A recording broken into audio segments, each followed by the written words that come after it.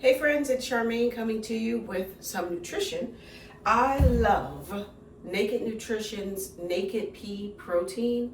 It's fantastic. I don't eat meat, so this gives me the protein that I need. So with just 2 scoops, you get, 160 calories, which is good.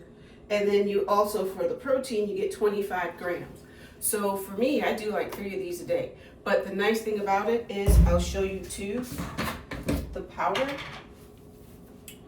So let me just open it up so you can see inside. And it's a big tub. This tub lasts me a while. And then as far as what I like is that they now have this long handled scoop.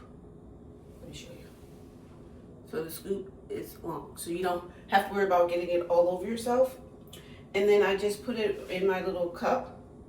I put 2 scoops and then just blend it up. So Naked Proteins, Naked Nutrition's Naked Pea. This is chocolate flavor. I've had chocolate, I've had the vanilla, and those are both great. I just like chocolate because I feel like I'm getting a little treat